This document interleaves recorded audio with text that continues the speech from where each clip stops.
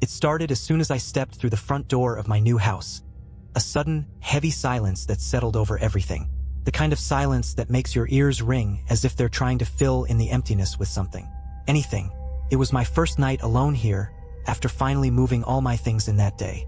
The furniture was still half-wrapped, boxes scattered across the floor, yet there was something in the air that felt wrong. The house itself wasn't old, but it had a certain stillness that seemed strange. No creaks, no hum from the fridge. Even the hum of the power lines outside seemed to fade as I closed the door behind me. Standing in the middle of the living room, I felt a strange pressure in my chest, an almost instinctual urge to turn and walk right back out. But it was my house now, so I brushed it off and started unpacking. I tried to keep myself busy, shuffling around, setting things up. I had just finished putting together my bed when I noticed something odd. There were faint footprints on the carpet in the hallway. Bare, human footprints that hadn't been there earlier. At first, I convinced myself it was some dust pattern, something I must have tracked in. But I couldn't ignore that they seemed too small for my feet, too narrow and delicate. And they led straight to the master bedroom, the room I'd be sleeping in that night. I shook it off, blaming my tired mind, and decided to grab a drink from the kitchen. But when I turned the corner, there was another surprise waiting. My kitchen lights were flickering, a slow, methodical pulse that had no reason or rhythm. I thought it was probably an electrical issue from the move. But the lights dimmed one final time, casting the room in a weak, orange glow, just bright enough to show something lying in the center of the floor. A key. One I hadn't seen before, long and rusty. The kind of thing you'd find in an attic of an ancient house, not a modern suburban home. Curiosity overtook me, and I picked it up. The metal was cold, impossibly so. My fingers tingled, and a feeling crept up my spine, one that was hard to shake. I didn't know where the key led, but it seemed to weigh my hand down, heavy with some unspoken dread.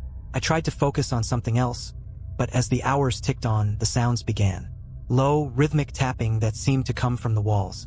I searched for the source, pressing my ear to each surface, walking from room to room, only for the tapping to move, always staying just out of reach, as if it were shifting through the house to avoid me. It was almost mocking. The worst part was the mirror in the hallway. Every time I passed by, I'd catch a glimpse of something strange in it. It was my reflection, but wrong.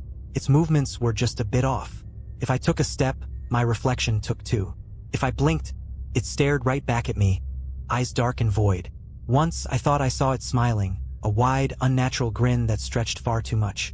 By then, the air had grown thick with an overwhelming sense of dread. I couldn't ignore it anymore. I decided to head up to bed, thinking maybe sleep would ease whatever was happening.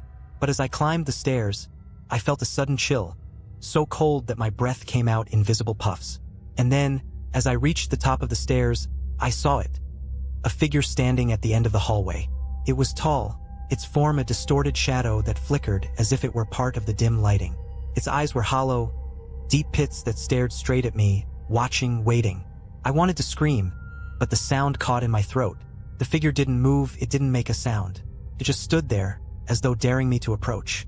I don't know how long I stood frozen, but eventually, I forced myself to turn and go back down the stairs, all the way back to the front door. I tried the handle, pulling and tugging, but it wouldn't budge. The door was locked. The key I'd found earlier was gone from my pocket, vanished as if it had never existed. The shadow was gone when I turned around, but I knew it hadn't left. It was somewhere, waiting. Every room I passed seemed darker than it should have been, and when I finally got back to the kitchen, I noticed something on the counter. A note I hadn't left there.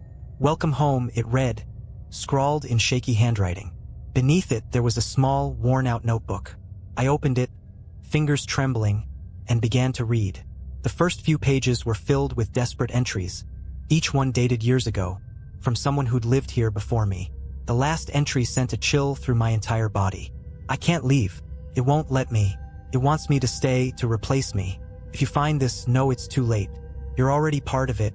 Just then, the lights went out completely, and the tapping in the walls grew louder, surrounding me from all sides. There was no escape, no way out. All I could do was sit in the darkness, listening to the tapping grow closer and closer until it was right beside me. A whisper in my ear, a shadow waiting just beyond sight. And as the silence settled over me once more, I finally understood. I wasn't alone in the house. I never had been. I don't know how long I sat in the dark, frozen. The air was so thick it felt like something was pressing down on my shoulders, weighing me into the floor. My heartbeat was loud in my ears, each thud a drumbeat to the maddening silence. But then I heard something that pulled me out of my daze. Footsteps. They were faint at first, a soft padding sound coming from upstairs. I gripped the edge of the countertop, unsure if I should stay put or try to make a break for it. Every instinct in me was screaming to run, but the footsteps grew louder, closer, echoing down the stairs as though they were being drawn to my fear. I forced myself to stand, my legs shaky, and stumbled toward the nearest room, the living room. I crouched behind the couch, holding my breath, listening to the steady, unhurried steps. Whoever or whatever was coming down the stairs wanted me to hear it, as if savoring the fear building in me. I squeezed my eyes shut, praying that it would pass by, that it wouldn't know where I was hiding. The footsteps slowed as they reached the bottom of the stairs, pausing at the threshold between the hallway and the living room. I could feel its presence like a weight in the room. Every hair on my neck stood up, my skin crawling with a primal fear. Then came a voice, a low, hoarse whisper that sent chills straight through me. "I know you're here." The voice was wrong. It sounded twisted, like a broken record playing over an old, rusted speaker. It was close, too close, and as the words hung in the air, I could feel a coldness seeping toward me, like fingers reaching out to touch me. I pressed my back against the couch, trying to melt into it, and then silence. The voice stopped, and so did the footsteps. I held my breath, waiting, terrified of making a sound. After a long pause, I heard it moving again, this time toward the front door. I dared to peek over the edge of the couch. The figure was standing by the door, its back to me. It looked almost human, but its shape was all wrong, its spine twisted at impossible angles. The arms were unnaturally long, fingers tipped with dark, claw-like nails that scraped lightly against the door. My stomach turned, and I felt bile rising as I watched it. It tilted its head, almost as if listening, and I took the moment to inch back, hoping I could escape to the back door or maybe a window. But as I moved, the floor creaked under my weight. I froze, but it was too late. The figure's head snapped around, and I saw its face, or what should have been a face. There were no eyes, only hollow pits that seemed to pull the darkness into them. Its mouth was stretched wide, far too wide, and it grinned, exposing rows of jagged teeth. It let out a low, guttural growl and began to shuffle toward me, its limbs bending at unnatural angles. I ran. I didn't look back. I just bolted toward the back of the house. But as I reached the kitchen, the lights flickered, and suddenly, the whole house was filled with the deafening sound of that tapping, now echoing from every wall, every corner. It was so loud, so relentless, I had to cover my ears as I ran. I reached the back door, fumbling with the lock, my fingers trembling so much I could barely get a grip. Finally, I managed to twist it, pulling the door open, only to find that it led into darkness. Not my backyard, not the street, just nothing. A black void stretched out before me, swallowing everything. I backed away, my stomach dropping, realizing that escape was impossible. The tapping grew louder, and I turned to see the figure standing in the hallway, watching me with those empty, hungry eyes. Its head tilted, its mouth twisting into that horrific grin again. "You're home," it whispered, voice dripping with malice. "And I'm just getting started." I scrambled back into the kitchen, desperately looking for anything I could use as a weapon. My eyes landed on a knife lying on the counter. I grabbed it, clutching it tight, as the figure moved closer, its limbs stretching and contorting as it moved, filling the hallway, blocking any chance of escape. But then, something changed. The lights flickered again, and for a brief second, I saw something behind the figure. Another face, just as twisted and empty, hovering in the darkness, and then another and another. They were layered on top of each other, faces upon faces, each one more horrifying than the last, as if every person who had ever set foot in this house was still trapped here, part of the entity, feeding it. I realized, with a sickening certainty, that the house itself was alive. It was feeding off my fear, my helplessness, drawing me deeper into its grasp. And as the entity reached for me, its claws extended, I knew I was next in line to become part of its endless, hollow hunger. In a desperate last act, I lunged forward with the knife, slashing at its outstretched hand. The blade met resistance, cutting through something solid yet cold as ice.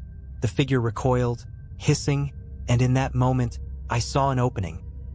A door that hadn't been there before, cracked open at the far end of the kitchen, spilling dim, flickering light into the darkness. Without thinking, I sprinted for it, throwing myself through the doorway just as the lights went out completely. I fell forward, landing on cold, hard ground, and when I looked back, the door was gone. I was outside, lying in my front yard. The house loomed behind me, dark and silent, its windows like empty eyes staring back at me. I sat there for a long time, too afraid to move, to breathe. As I sat in the grass, staring at my dark, silent house, the gravity of what had just happened began to settle over me like a weight. I was outside. I had made it out.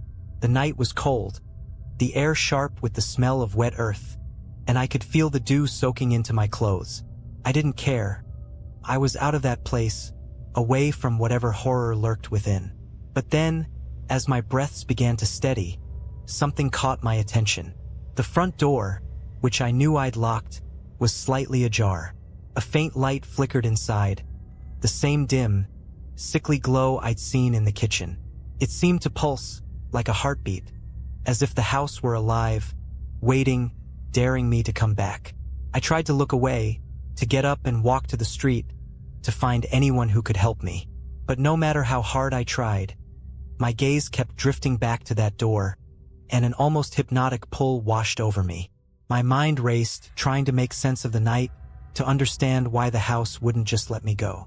The words from the notebook I'd found earlier echoed in my head. "You're already part of it." A wave of dread gripped me, but I pushed it aside, telling myself I'd find somewhere else to stay, somewhere safe. But then I felt it, the unmistakable sensation of being watched. I looked back at the windows of the house, but they were black, empty. Then I felt it again, stronger this time, and I turned to look around me, scanning the shadows at the edge of the yard. And there, just beyond the fence, I saw them. Figures standing perfectly still, lining the perimeter of my yard. They were pale, barely visible in the moonlight, and their faces, they were all wrong. They were the faces from the hallway, the twisted expressions layered on top of each other, just like I'd seen in that final vision of the entity. My heart pounded as I tried to make sense of it. These figures were real. They were here, surrounding the house, watching me. They looked like lost souls, ghosts, or whatever you'd call them. Each one stood frozen in place, eyes wide and hollow, mouths stretched into silent screams. I couldn't tell if they were warning me or condemning me. I took a step back, feeling that same primal fear crawling up my spine, and one of them moved. It was a slight tilt of the head, as if acknowledging my presence. And then another figure did the same, and another. Slowly, each of them turned their empty eyes toward me, those gaping expressions fixed on my every move. That's when I heard the whisper, soft and barely audible, like a breeze but with words threaded through it. "Come back." The voice was everywhere and nowhere, echoing off the trees, blending with the night. It was the same voice I'd heard in the house, twisted and dark, yet strangely familiar. The voices of those figures seemed to merge, creating a low, eerie hum that grew louder, filling the air with a relentless pull. Couldn't stand it. I turned on my heel and bolted, sprinting down the street as fast as my legs would carry me, away from the house, away from the figures. But as I ran, the streetlights above flickered and dimmed, one by one, casting the road into darkness. The voices grew louder, almost chanting now, urging me to come back, to return to the place I just barely escaped. I didn't stop running until I reached a gas station several blocks away, where the fluorescent lights buzzed overhead, casting a pale, steady glow. I stumbled through the doors, breathless, disoriented, as the clerk behind the counter looked up, his eyes narrowing in concern. "You all right?" he asked, his voice pulling me back to reality. I opened my mouth to respond, but I didn't know what to say. How could I even begin to explain? Instead, I just nodded, catching my breath as I glanced out the gas station's front window. The house was too far away to see from here, but the memory of those figures, those empty faces watching me, was burned into my mind. I spent the rest of the night in my car, parked in the gas station lot. I watched the sun rise, felt the relief of dawn spreading warmth over the town, convincing myself that whatever I'd experienced was over. But when I drove back to the house the next morning, there was something waiting for me. A small envelope taped to the front door. My hands trembled as I took it down, breaking the seal, pulling out a single sheet of paper. The handwriting was shaky, barely legible, but the words were clear enough to make my blood run cold. You left last night, but you didn't leave alone. They're with you now. You're theirs. I dropped the note, backing away from the door. I glanced around the neighborhood, expecting to see the shadowed figures lingering in the daylight, watching me. But there was no one, just me, standing alone on my doorstep, clutching the remnants of what little sanity I had left. As I turned to get back in my car, my gaze drifted to the reflection in the car window. First, it was just me, pale and shaken. But then, slowly, other faces appeared, layered over mine, faces I didn't recognize, hollow and twisted, staring back at me with an eerie, knowing grin. I staggered back from the car, my heart racing. The faces in the reflection lingered for a moment, their hollow eyes locked onto mine, before they faded away, leaving only my pale, haunted expression staring back. It took every ounce of willpower I had to steady myself and get into the car, but I knew I couldn't stay there. I couldn't go back into the house. So I started driving, aimlessly, just trying to put distance between myself and whatever had latched onto me. As I drove, flashes of last night flooded my mind. The twisted figure, the tapping in the walls, that eerie whisper calling me back. My hands were shaking on the wheel, my skin prickling with the feeling that I wasn't alone. I kept glancing in the rearview mirror, half expecting to see something lurking in the back seat, or worse, those faces staring back at me again. But the mirror showed nothing except the empty road stretching out behind me. After what felt like hours, I found myself parked at a diner on the outskirts of town. It was small and run down, but it was bathed in daylight, and that was enough to make me feel a little safer. I slid into a booth near the window, where I could keep an eye on my car, and ordered a coffee, hoping the warmth would chase away the chill that had settled into my bones. As I waited, I couldn't shake the sensation that something was watching me. I scanned the diner, just a couple of regulars at the counter, a tired waitress refilling mugs, nothing out of place. But then, my eyes landed on a mirror behind the counter, and I felt that familiar chill. Reflected in the glass, I saw a shadowy figure standing just outside the diner's front door, its face obscured, but unmistakably staring right at me. My heart leapt into my throat. I whipped around to look out the window, but there was nothing there. Just my car, the empty parking lot, and the faint outline of trees beyond. But when I looked back at the mirror, the shadow was still there, lingering just outside the door, unmoving, as if waiting for me to acknowledge it. The waitress walked by, breaking my trance. "You all right, Han?" she asked, giving me a concerned look. I hesitated, glancing at the mirror again, but the shadow was gone. I managed a weak nod, forcing myself to look away from the mirror, to pretend like nothing was wrong.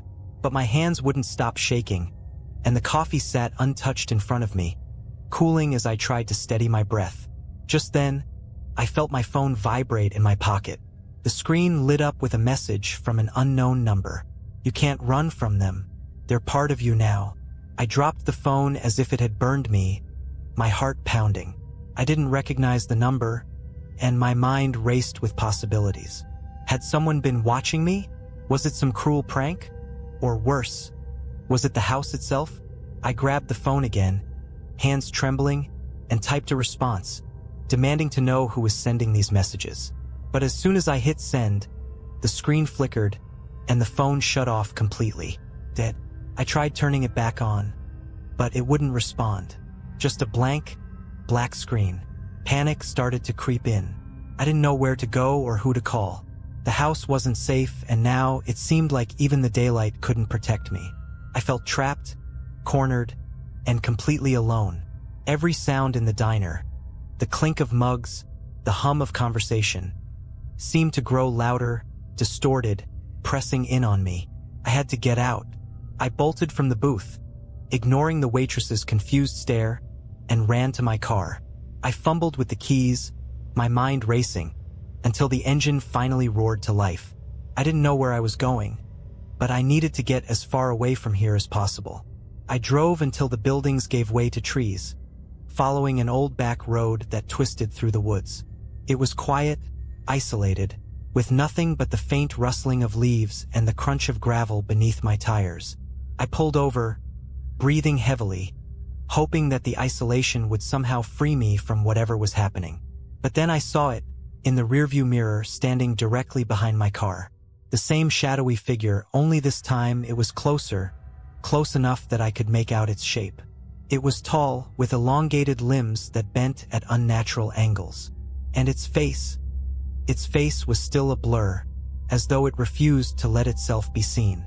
I closed my eyes, hoping it was a hallucination, that the fear was twisting my mind. But when I opened them, it was there, even closer now, pressing up against the car, its face almost touching the window. A faint tapping began on the glass, the same rhythmic tapping I'd heard in the walls of the house, now echoing right beside me. Each tap felt like it was drilling into my skull, a reminder that I was trapped, that there was no escape. And then the tapping stopped. A low, raspy voice filled the car, chilling me to the bone. "Come home." The words were soft, almost tender, but they held an unmistakable threat, a command that I knew I couldn't ignore. The figure backed away, melting into the shadows, leaving me alone on the deserted road. Against every instinct screaming inside me, I turned the car around. I don't know why. Maybe it was the exhaustion, the creeping madness, or the twisted logic that returning to the house might be my only way to escape it. Maybe I just wanted it all to end. As I approached the house, dread settled over me like a heavy fog. The door was still slightly open, as if it had been waiting for me. I stepped inside, the air thick with silence, the shadows stretching long and dark across the floor. The house was unchanged, yet different. The walls seemed to pulse, as though they were breathing, alive. The tapping resumed, louder this time, echoing from every direction, a mocking reminder of my return. And then, the voices started, whispers, soft and insistent, coming from every corner of the room. "You're home. You belong to us now." I tried to back away, but my feet wouldn't move. It was as though the floor had turned to glue, holding me in place, forcing me to listen to the voices growing louder, merging into a terrible, echoing chant. The shadows around me shifted, taking form, and I realized with horror that they were the figures from outside, the same twisted faces I'd seen in my reflection. They surrounded me, closing in, their hollow eyes fixed on me with a chilling hunger. I opened my mouth to scream, but no sound came out. The figures reached for me, their hands cold and clawed, pulling me deeper into the darkness. And as I felt myself being dragged down, a final whisper echoed in my mind, filling me with a cold, hollow dread. "Welcome home." And in that last moment, before the darkness swallowed me, I understood. I had never really left. I was falling. It felt endless, like being swallowed by a dark ocean, the weight pressing down on me from all sides.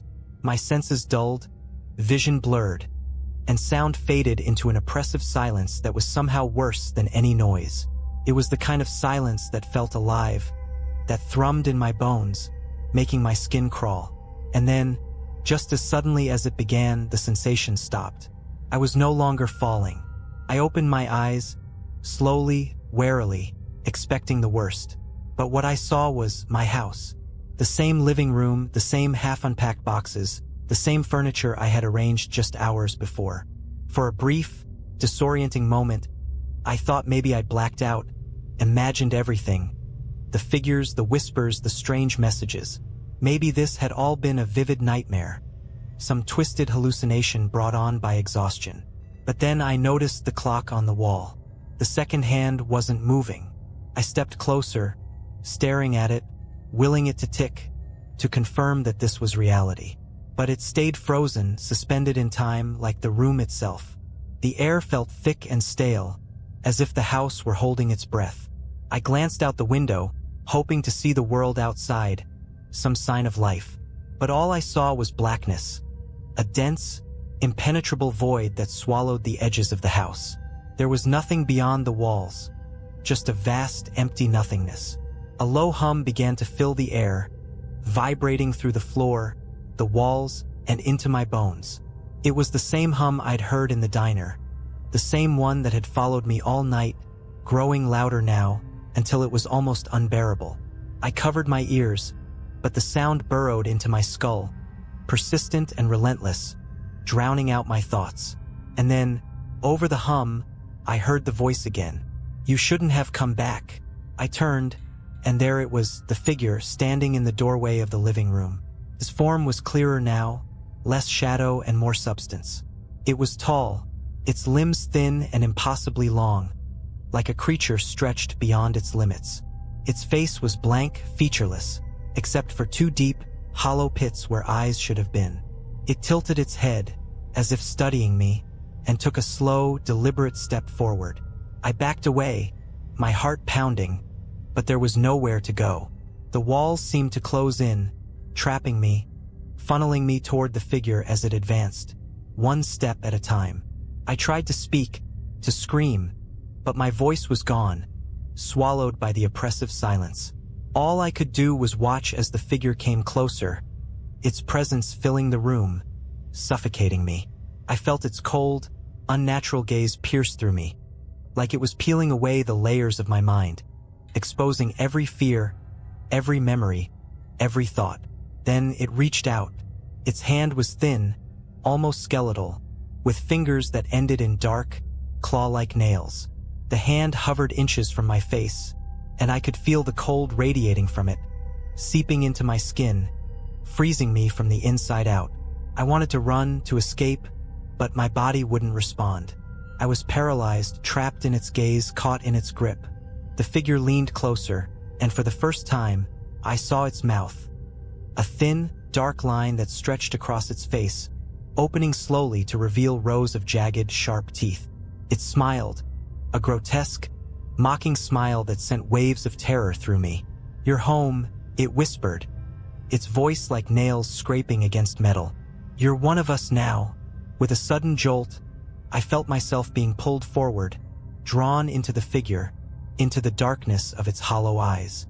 My vision blurred, the room fading away, replaced by a swirling void of shadows and whispers. I could feel myself slipping, my thoughts unraveling, merging with the darkness, becoming part of it. In that final moment, as I felt myself dissolve, I realized what the house wanted. It wasn't just a place. It was a trap, a living, breathing entity that fed on fear, on souls. Everyone who had ever lived there, everyone who had ever entered, had become part of it. Their spirits trapped, their lives consumed, bound to the walls and floors, forever lost. And now I was one of them. As my consciousness faded, I felt a presence beside me. A soul, like mine, bound to the house, whispering in the darkness. I couldn't see them, but I could feel their despair, their hopelessness, and I understood that I was now just another voice in the chorus of the lost. Then, from the depths of the darkness, a single thought surfaced. A warning, a message, echoing through the void. A last desperate plea to anyone who might hear it. "Don't stay. Don't ever come here.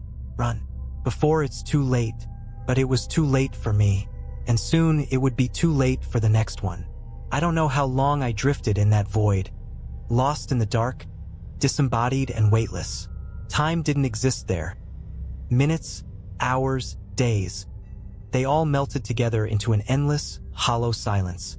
I was trapped, suspended in nothingness, surrounded by the faint whispers of others who had been caught in the house's grasp long before me.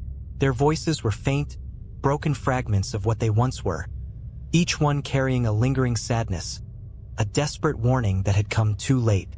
Every so often, I could feel a pull, a faint tug that would jolt me from the void, drawing me closer to the edges of consciousness, back toward the house. It was like a pulse, a heartbeat that reverberated through the shadows, pulling us, the lost souls, in and out of reality, as if feeding off us in waves. Then, one day, or what I think was a day, I felt something different. There was a sharp, electric crackle, a shudder that rippled through the darkness, and suddenly I was aware of everything. The void around me began to dissolve, replaced by a flickering, dim light. I could feel the pressure of walls again, the sensation of standing on solid ground. I was back in the house. I found myself in the living room, the same room where it had all started. The furniture was still half unpacked, the boxes scattered around the floor as if I'd never left. For a moment, I wondered if it had all been a terrible dream, if I'd somehow fallen asleep and woken up here again. But then I noticed the air. It was colder, heavier, thick with an unnatural stillness that prickled my skin. The room wasn't empty. In the corner, shrouded in shadow, I saw a figure, a new one. They were crouched on the floor, surrounded by boxes and furniture, their face hidden as they rummaged through their things. It was someone else, a stranger who had just moved in. A sinking realization washed over me. They had come to the house. I wanted to scream, to warn them, to tell them to leave, but I was voiceless, just a faint, powerless presence trapped in the walls. I was no longer myself. I was part of the house now, bound to its dark will, a silent observer with no way to intervene. The figure stood up, glancing around the room with a wary expression. They looked as uneasy as I had felt when I first arrived, as if they could sense something lurking just beyond the edge of sight. They paused, their gaze settling on a mirror hanging in the hallway, and I watched as they approached it, drawn to their own reflection. In the mirror, I could see them clearly. An ordinary person, someone with hopes, fears, and dreams just like me. I could feel their heartbeat, their nervousness, as if it were my own. And then, as they stared into the glass, something shifted. Their reflection changed. Slowly, a shadow crept over their features, twisting them, warping their face into a distorted version of themselves. Their mouth stretched into an unnatural grin, their eyes darkening, hollowing out into empty pits. It was a reflection of what they would become, what the house would make of them if they stayed. I wanted to scream, to reach out, to do anything to make them see what was happening. But all I could do was watch helplessly as their expression flickered between confusion and horror. They stepped back, tearing their gaze away from the mirror, shaking their head as if trying to shake off a bad dream. But I knew it was only the beginning. The house had chosen them, and it wouldn't let them go. They would stay, drawn in by the invisible pull, trapped by the same malevolent force that had claimed me. And soon, they would hear the tapping in the walls, the whispers in the night, the figures in the shadows. They would search for explanations, trying to make sense of the strange happenings, until the house had wormed its way into their soul, binding them to its dark purpose. As they walked down the hallway, I felt the faint, lingering echoes of those who had come before me, those who had tried to resist but ultimately failed. We were all part of the house now, bound together in a chorus of silent screams, a warning that would never reach the ears of the living. The new resident disappeared into the shadows of the hallway, and I felt myself fading again, pulled back into the walls, into the void. But just before the darkness swallowed me completely, I heard it, the first soft, hesitant taps of footsteps echoing down the stairs, and the familiar low whisper that had once called to me. Welcome home. The house had its next victim, and soon they would join us in the endless night, just another whisper in the darkness, another lost soul bound to the walls. It was only a matter of time. Time didn't exist in the same way for me anymore, not since I had become part of the house. Days and nights melted together, stretched out into an endless, gray fog of awareness. I was there, but not there, stuck in the walls, the floors, the mirrors, trapped in every inch of this cursed place. I was conscious, but powerless, condemned to watch as the house ensnared yet another victim.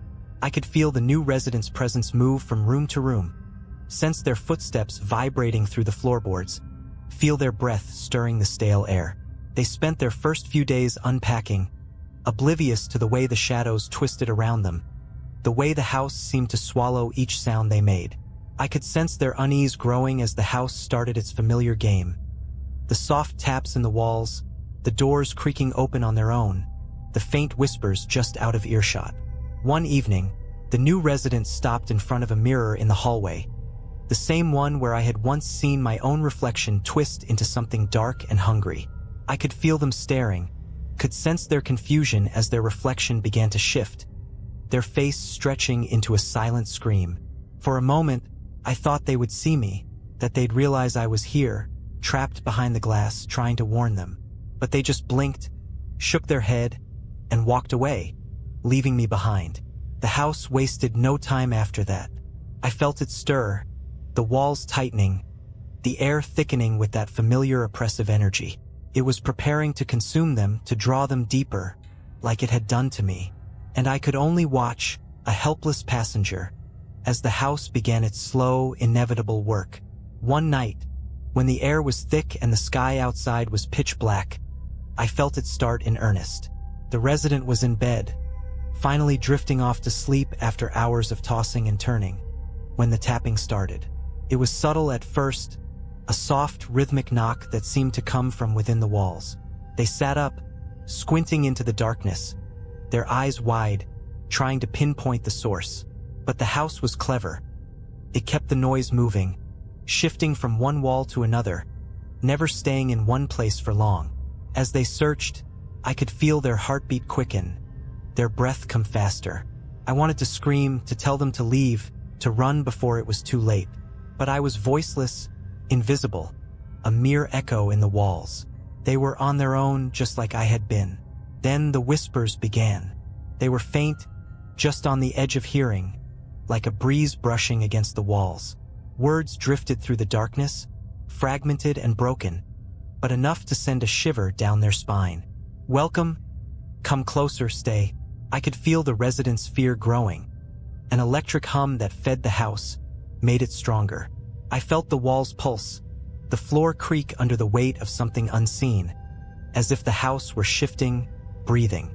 And then, in the silence that followed, I felt the figure, the same one that had come for me, stir from its place in the shadows. It started in the hallway, where I could feel its presence seep into the air like smoke. The new resident didn't see it at first. They were too busy searching the room, eyes darting from corner to corner, waiting for the next sound, the next whisper. But the figure was patient. It moved slowly, almost casually, its limbs long and twisted, its face hidden in the darkness, waiting just outside the edge of the resident's vision. When they finally turned, they froze, their face going pale as they saw it. A shadow standing in the doorway, tall and impossibly thin, its head tilted, hollow eyes watching, waiting. They didn't scream. They didn't move.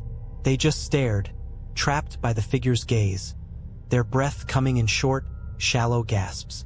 The figure took a step forward, and then another, closing the distance, its form shifting and bending as if it were made of smoke and shadow.